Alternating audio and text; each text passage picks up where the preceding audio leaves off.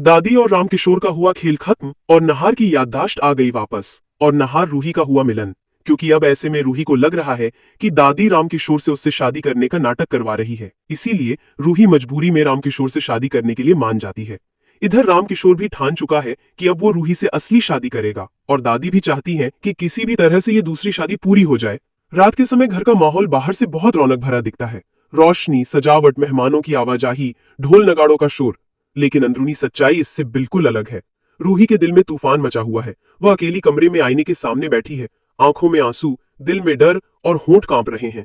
उसकी दादी उसे समझाने आती हैं और कहती हैं, बेटी घबराना मत, सच कितना भी छुपाया जाए एक दिन सामने आ ही जाता है। नहार जी को सब याद जरूर आएगा। लेकिन रूही रोते हुए कहती है, दादी अगर उन्हें कभी याद ही ना आया तो मैं इस धोखे की शादी में हमेशा के लिए फंस जाऊंगी। इधर रामकिशोर अपने कमरे में बैठा है। उसकी आंखों में हवस और लालच है। वह गहनों और कपड़ों को देखते हुए खुद से बड़बड़ाता है, आज के बाद रूही सिर्फ मेरी होगी, चाहे कुछ भी हो जाए। अब उसे कोई मुझसे छीन नहीं सकता। तभी दादी अंदर आती हैं और उसे ताकीद करती हैं, रामकिशोर ध्यान रखना, मंडप में सब कुछ हमारी योजना के हिसाब से होगा। अगर रूही कुछ भी बहाना बनाए तो तुम जबरदस्ती भी उसका हाथ पकड़कर रस्में पूरी कर लेना। रामकिशोर आत्मविश्वास से मुस्कुराता है और कहता है, आप निश्चिंत रहिए दादी, आज रूही मेरी दुल्हन बनकर ही रहेगी। सुबह होते ही पूरे घर में शादी की तैयारियां शुरू हो जाती हैं। मेहमानों की चहल पहल, ढोल नगाड़ों की आवाजें और सजावट देखकर ऐसा लगता है मानो सचमुच कोई खुशी का अवसर हो। लेकिन उस चमक दमक के बीच रूही का दिल हर धड़कन के साथ टूट रहा है। वो शादी का जोड़ा पहनकर अपनी दादी के पास आती है। उसकी आंखें सूजी हुई हैं, लेकिन चेहरे पर नकली मुस्कान है। उसकी दादी उसका चेहरा पकड़कर कहती हैं, मत डर बेटी, सच्चा प्यार कभी हार नहीं मानता। रूही सिर झुकाकर चुपचाप बैठ जाती है। उधर नहार अपने कमरे में बेचैन है। उसका दिल जोर जोर से धड़क रहा है। उसे बार बार धुंधली तस्वीरें दिख रही हैं, सिंदूर, फेरे, मंगलसूत्र और रूही का मुस्कुराता चेहरा। जब भी वो उन यादों को पकड़ने की कोशिश करता है, उसका सिर दर्द से फटने लगता है। नहार के पापा उसे रोकते हैं, बेटा ज्यादा मत सोचो, डॉक्टर ने मना किया है, अगर दिमाग पर जोर डाला तो खतरा हो सकता है। लेकिन नहार बेचैन होकर कहता है, पापा मेरे अंदर कुछ अधूरा है, मुझे लग रहा है कि मैं किसी बहुत जरूरी बात को भूल रहा हूं। उसके चेहरे पर उलझन और गुस्सा दोनों साफ नजर आते हैं। इधर मंडप में पंडित मंत्र पढ़ना शुरू करते हैं। घर के लोग तालियों और खुशी खुशी से रस्में पूरी करवा रहे हैं। दादी संतोष से बैठी हैं, मानो उनकी चाल अब पूरी तरह सफल होने वाली है। रामकिशोर गर्व से मंडप में बैठा है और बार बार रूही का हाथ कसकर पकड़ता है। रूही की आंखें भर आती हैं, लेकिन वह कुछ कह नहीं पाती। उसकी नजरें बार बार भीड़ में खड़े नहार की तरफ चली जाती हैं। नहार की आंखें भी रूही पर टिकी हुई हैं। उसके दिल में अजीब सी घबराहट है। जैसे जैसे मंत्र आगे बढ़ते हैं, उसके दिमाग में पुरानी यादों की धुंधली झलकियां साफ होने लगती हैं।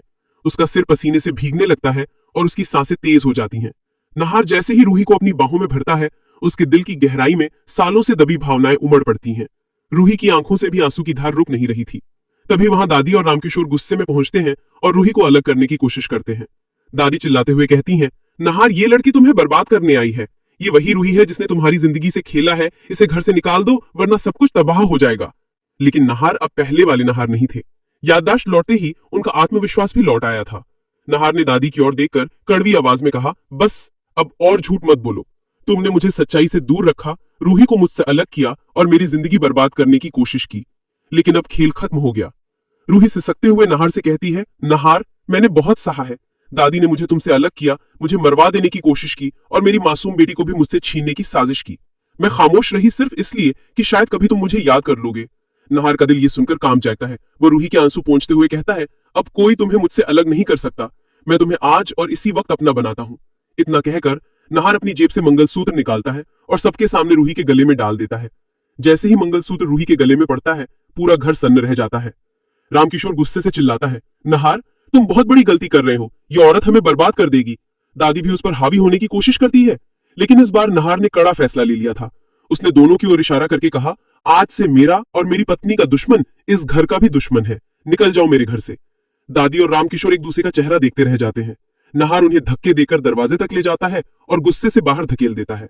पूरा घर ये नजारा देख स्तब्ध रह जाता है। रूही हाथ जोड़कर कहती है, नहार ऐसा मत करो, वो आखिर तुम्हारे बड़े हैं। लेकिन नहार रूही की आंखों में देखते हुए कहता है, बड़े वो होते हैं जो परिवार को जोड़ें, न कि तोड़ें। तभी रामकिशोर के साथ साथ दादी का भी खेल खत्म हो जाता है और नहार रूही एक हो जाते हैं। तो दोस्तों, अब फाइनली नहार और रूही का मिलन हो चुका है। और अगर अब आप चाहते हैं कि नहार और रूही को उनका बच्चा रूहान मिल जाए, तो आप इस वीडियो को लाइक करके चैनल को सब्सक्राइब कर लें और कमेंट में लिखें, I support Nahar and Ruhi.